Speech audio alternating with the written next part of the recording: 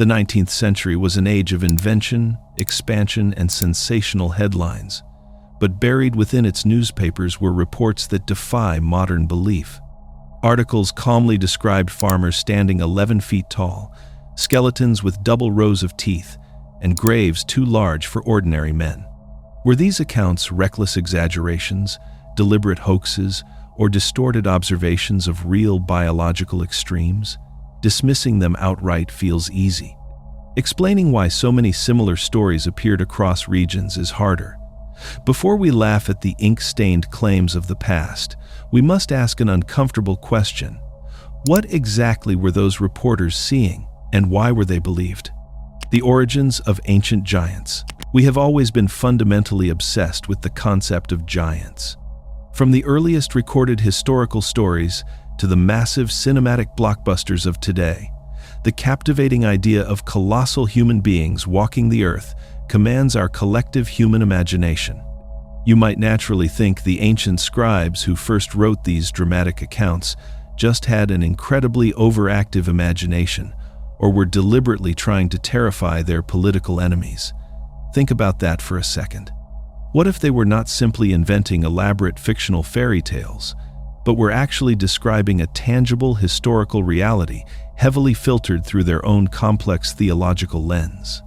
To truly understand where this cultural obsession originated, we have to step directly onto the intense linguistic battlefield of ancient religious texts, specifically looking at the mysterious events described in Genesis 6. This text is precisely where we first encounter a legendary group known as the Nephilim. The precise translation of this single ancient word has sparked many centuries of intense scholarly warfare.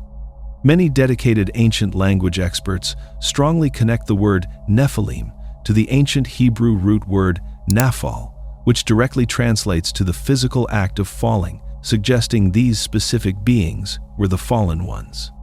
Other respected historians look carefully toward the strong Aramaic linguistic influence of the surrounding geographic region and argue that the word fundamentally translates to mighty ones or exceptionally fierce warriors. Notice how neither of those two original ancient meanings explicitly mentions anything about extreme physical height or massive size. The absolute turning point for our entire modern understanding happened later in the 3rd century, before the Common Era.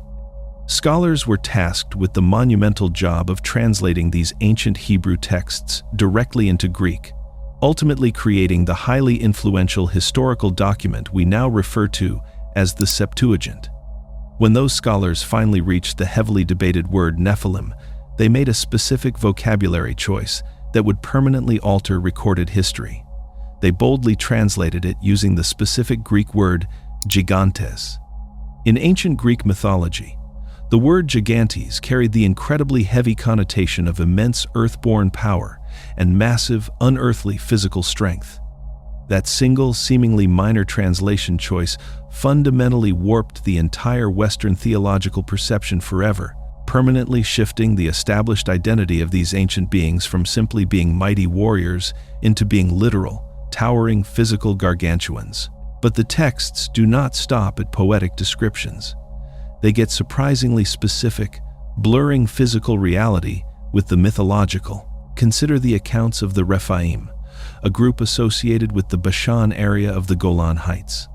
In the book of Deuteronomy, we find the written record of King Og of Bashan, described as the last remnant of these Rephaim. The text actually provides the hard numbers of his final resting place. His basalt sarcophagus was explicitly recorded as measuring exactly 13.5 feet long and 6 feet wide. This incredibly precise measurement serves as our first historical baseline for extreme, yet theoretically, biological proportions. The Rephaim present another fascinating and deep layer to this mystery. In the linguistic traditions of the Near East, the name Rephaim possesses a dual nature. In some contexts, it describes physical entities inhabiting the Levant. Yet in other passages, the word translates to spirits of the dead. This bizarre linguistic overlap strongly implies that authors viewed these powerful beings as a transgressive group, terrifying entities that straddled the rigid boundaries between the physical terrestrial world and the spiritual celestial realm.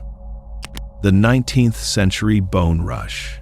As we move forward into the 1800s and early 1900s, we enter a chaotic era defined by the infancy of archaeological science and the explosive rise of sensational media. This was an age characterized by rampant exaggeration in newspapers, where editors desperately sought to capture public attention with increasingly spectacular headlines. Yet, as we dig through these dense historical archives, the sheer volume of these giant skeleton reports forces a highly serious evaluation. We must critically consider whether this was entirely a manufactured deception or if a genuine fire burned beneath the towering columns of journalistic smoke. The undeniable ground zero for these extraordinary physical discoveries emerged in the United States, specifically concentrated deeply around the Great Lakes and the Ohio River Valley.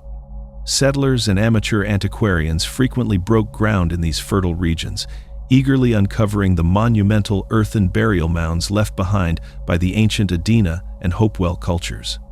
What they claimed to consistently pull from the dark earth completely shattered conventional biological understanding. A fast statistical breakdown of these historical newspaper claims reveals a staggering pattern of extreme anatomical anomalies. Consider a shocking 1911 dispatch from an Arizona ranch detailing a massive skeleton measuring a full 12 feet in total length. Several years earlier, a detailed 1897 report from Wisconsin documented the remarkable unearthing of 9-foot individuals buried alongside mysterious copper rods. The most perplexing account surfaced in 1912 near Lake Delavan in Wisconsin. Excavators claim to have uncovered 18 separate skeletons, ranging from slightly over 7.5 feet to a towering 10 feet. These remains supposedly featured profoundly bizarre physiological traits, most notably entire double rows of teeth and a full 6 fingers on each hand. Skeptics naturally dismiss all these accounts as simple rural folklore or deliberate commercial hoaxes designed entirely to sell more printed papers. However, a vital credibility anchor exists within the official government records of that specific era. The official 12th annual report of the Bureau of Ethnology, a highly respected scientific institution, formally documented the excavation of an undeniably massive human skeleton. Government agents carefully measured the remains at exactly 7 feet and 3 inches from the base of the skull directly down to the toes. Anthropologists confidently estimate that in living reality, this specific individual would have easily stood roughly 7.5 feet tall. This formal official record clearly demonstrates that individuals reaching the absolute extreme upper bounds of known human variation were indeed walking the ancient landscape. These shocking skeletal discoveries were definitely not strictly limited to North American soil. Compelling international anomalies heavily added profound historical complexity to the rapidly unfolding global narrative. In the year 1910, a remarkable warrior skeleton, standing 8 feet and 5 inches, was reportedly unearthed in either England or Ireland. Decades later, a vastly older and far more scientifically rigorous point of academic inquiry emerged deep in South Africa. The 1929 discovery of the famous Springbok Flats skeleton revealed a tremendously powerfully built prehistoric human. These late Stone Age remains, securely dating anywhere between 11,000 and 20,000 years ago, were found resting directly alongside the colossal fossils of a completely extinct ancient buffalo species that stood a terrifyingly massive 11 feet tall. Megalithic footprints in ancient stone. If these immense biological anomalies truly walked the earth, they absolutely must have left a physical footprint carved directly into stone. We look at staggering ancient architecture composed of massive stones and immediately leap to the comfortable conclusion of superhuman labor. We assume manipulating such colossal materials would unquestionably necessitate beings of significantly greater physical stature. The historical reality of extreme human ingenuity is far more impressive than any supernatural claim. Let us carefully examine the Golan Heights, home to an ancient megalithic structure known by its Hebrew name, Gilgal Rephaim, which translates directly to the Wheel of Giants. The sheer mathematical scale of this site is incredibly difficult to mentally comprehend. It consists of 5 massive concentric basalt stone circles. We are talking about an astonishing 40,000 tons of heavy volcanic rock meticulously arranged across the landscape. The outermost wall alone spans a staggering 520 feet in diameter and stands a solid 8 feet high. The construction timeline reveals a deeply profound generational commitment. The massive outer rings were laboriously built between 3000 and 2700 before the Common Era. Centuries later, between 2000 and 1500 before the Common Era, a central tumulus, reaching 15 feet high, was finally added to the sprawling complex. For many decades, early theories confidently proposed that this massive wheel functioned as a precise astronomical observatory, perfectly aligned with the summer solstice and seasonal equinoxes. A groundbreaking 2024 study utilizing advanced remote sensing and detailed geomagnetic data completely refuted those long-held celestial alignments. The research proved that severe tectonic shifts and regional rotations over 5 millennia have physically altered the position of the site by tens of meters. Those perceived celestial alignments were entirely accidental. Modern archaeologists now firmly hypothesize that the site served as a grim excarnation structure, where deceased bodies were intentionally exposed to native scavenger birds to cleanly strip the flesh directly from the bones. The staggering labor required to build such a monument is currently estimated at over 25,000 working days. This points directly toward a highly organized nomadic society capable of incredible large-scale cooperative engineering, completely independent of the involvement of physically giant beings.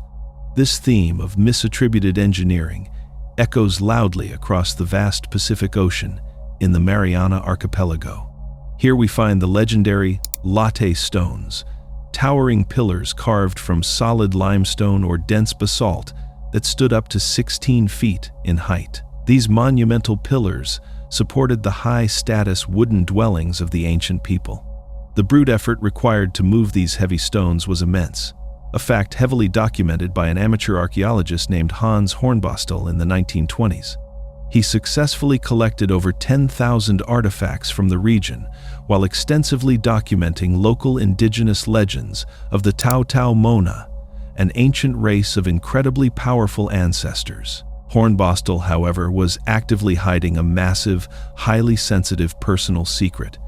His daily archaeological activities were not purely academic in nature. Instead, he was secretly serving as an undercover spy for the United States Navy. He actively monitored, classified Japanese military facilities across the northern Marianas, strictly under the clever academic guise of studying ancient megalithic ruins.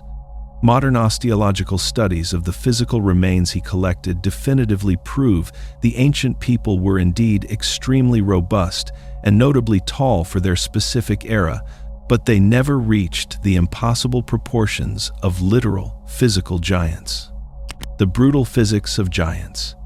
We must naturally now drop the heavy scientific hammer directly onto these historical legends and brutally deconstruct the biological fantasy of the 12-foot man using undeniable physics. You want to build a human giant. Let us carefully see if his basic anatomy can actually survive the brutal reality of planetary gravity. The plausibility of giant human beings is fundamentally governed by a strict physical principle known as the uncompromising square-cube law. This fundamental law of physics dictates exactly how different physical properties inherently scale in relation to size. If a regular, healthy human were proportionally scaled up, the resulting physiological changes would be absolutely catastrophic. Consider a hypothetical 12-foot human being. This massive individual requires leg bones with exactly 4 times the normal cross-sectional strength merely to support a staggering 8 times the normal body weight. This extreme doubling of physical pressure means those massive bones would be highly prone to frequent and devastating fractures during simple, everyday movement. We easily see this tragic structural reality clearly evidenced by the grim clinical medical history of the tallest formally recorded human in modern history, Robert Wadlow. Standing at a towering 8 feet 11 inches and weighing an incredible 439 pounds, his massive frame forced him to constantly use heavy iron leg braces and a specialized walking cane simply to remain upright and move around. Beyond skeletal collapse, a true giant faces immediate thermoregulatory collapse. The biological scaling of internal mass versus external surface area creates severe and ultimately fatal metabolic challenges.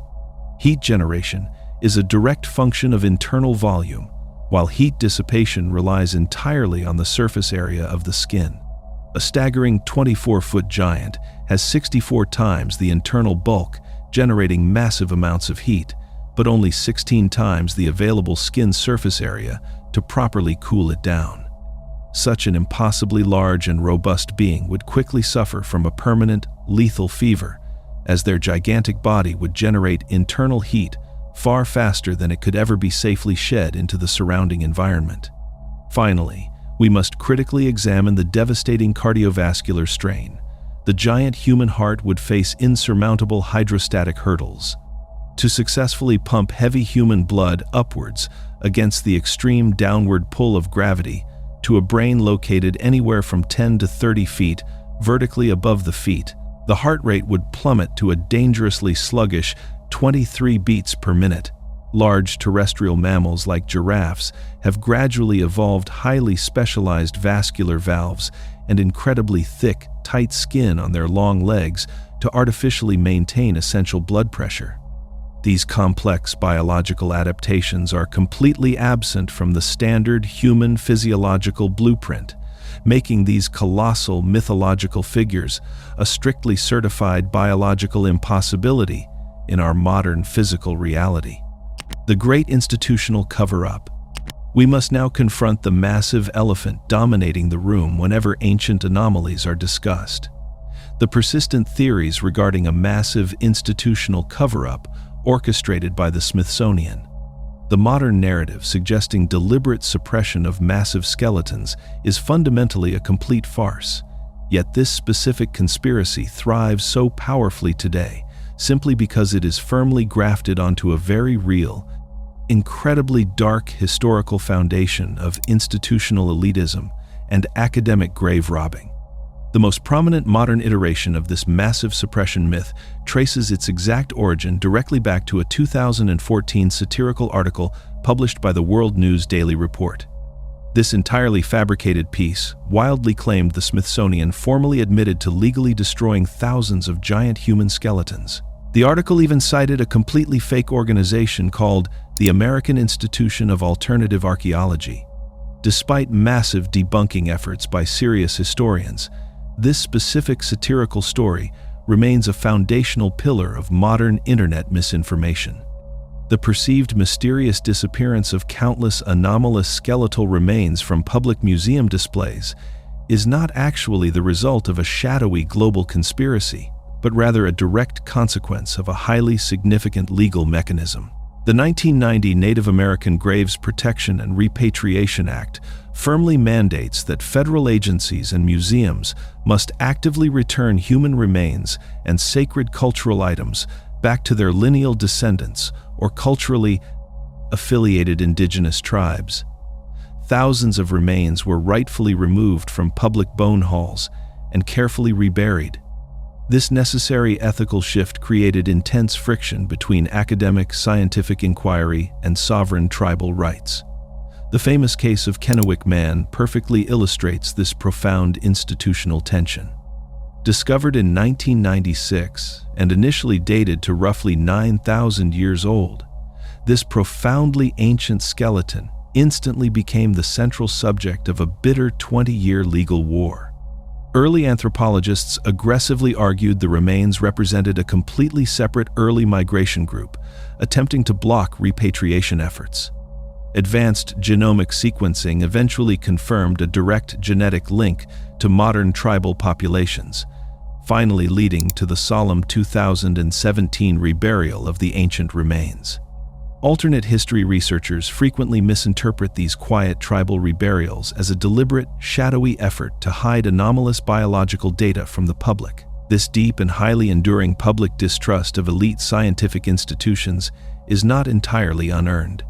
We must clearly examine the incredibly dark legacy of a man named Alice Hrdlicka, who headed the Smithsonian Division of Physical Anthropology from 1903 until 1943. He was notorious for enforcing incredibly rigid academic standards that systematically eradicated all amateur giant skeleton reports from the official historical record. While dismissing obvious hoaxes was scientifically necessary, his wider legacy is deeply stained by horrific, unethical collection practices. He actively authorized the non-consensual harvesting of body parts from vulnerable minority populations, specifically to fuel highly flawed studies on race science. This horrific history of scientific racism and extreme academic arrogance established a deeply entrenched culture of institutional secrecy. It quickly marginalized any unusual findings that threatened established Eurocentric narratives. The modern distrust of the Smithsonian is therefore firmly rooted in completely genuine, historically justified grievances regarding institutional transparency and basic human ethics. Real ancient human variation. We have spent considerable time dismantling the literal mythology of giants, yet the scientific truth of our prehistoric past remains equally breathtaking. Modern physical anthropology has indeed uncovered hominid groups that exhibit truly significant robustness and startling morphological variation. These populations were real, and their physical presence fueled centuries of speculation, though they rarely aligned with the popular narrative of ancient titans. In 2010, the discovery of Denisovan fragments in Siberia fundamentally changed how we view prehistory.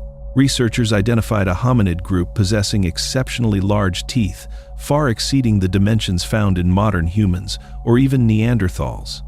While the full stature of this specific group is still being determined by researchers, their undeniable robusticity has fueled legitimate scientific speculation about mighty individuals in our distant evolutionary past. They were not giants, but they were certainly powerful, distinct, and physically imposing biological entities. Earlier in the 20th century, similar excitement surrounded the South African Boskop crania. These specimens featured massive brain capacities, reaching up to 1900 cubic centimeters. Early researchers naturally postulated that these remains represented a large, brained, powerfully built race of prehistoric humans. However, subsequent detailed morphometric analysis has clarified the picture significantly. These individuals fall squarely within the upper range of physical variation for modern Holocene populations. They were not members of a distinct species of giants, but rather represented the extreme natural diversity of our own ancestral lineage. The true game changer in this complex field has been the arrival of next-generation sequencing. This technology has settled long-standing debates by allowing scientists to read ancient genomes with incredible precision. This process has dismantled the once popular alternative race theories that often surrounded ancient skeletal finds. For decades, the Spirit Cave mummy and the ancient Lagoa Santa remains in Brazil were labeled as evidence of a separate Paleo-American race, distinct from modern populations. Critics claimed these individuals showed physical features that excluded them from the Native American lineage. New genomic data has completely reversed this specific narrative.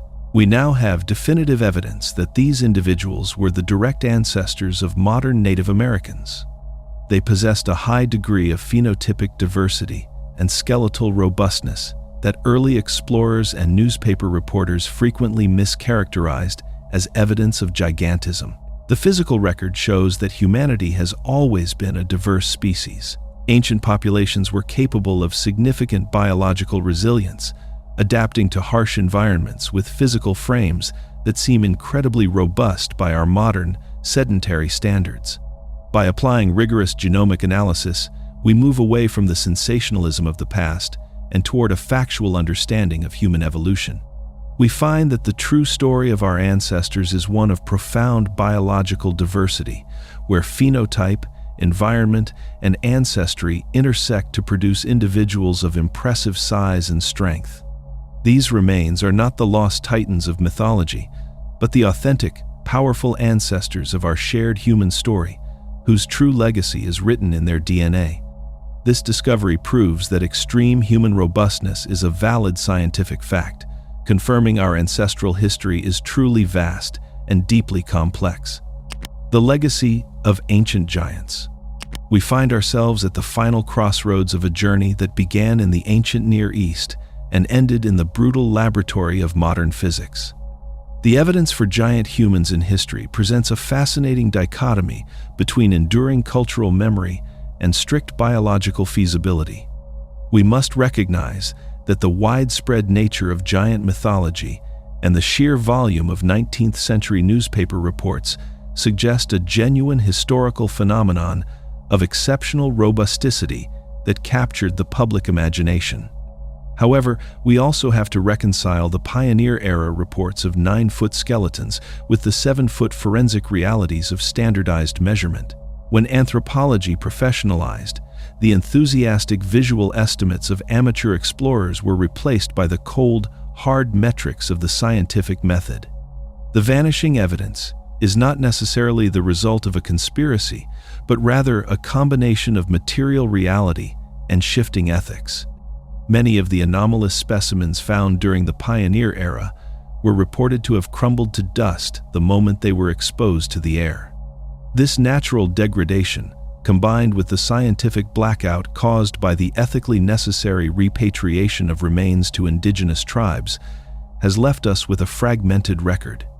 While laws like the Repatriation Act are essential for respecting the rights of descendants, they have undeniably removed thousands of potential study specimens from the reach of modern research. Ultimately, we are left with the uncompromising ceiling established by gravity and thermoregulation. The square cube law tells us that human variation likely maxes out at the 7.5 to 8.5 foot range. Beyond that point, the human body effectively begins to destroy itself under its own massive weight. The giants of antiquity were likely individuals at the extreme upper tail of our natural biological variation, whose robust physical presence was magnified by the oral and written traditions of the cultures they encountered. The true legacy of these giants is not a collection of massive bones hidden away in a secret museum vault. Instead, it is the undeniable and awe-inspiring capacity of ancient humans to manipulate their environment and memorialize their most towering figures in enduring myth. Whether it is the Wheel of Giants in the Golan Heights or the latte stones of the Pacific, these structures stand as a testament to what we can achieve through social coordination and human will. These legends serve as a vital window into how we perceive our own potential and project power onto our ancestors. We may not have found a race of titans, but we have discovered something far more impressive.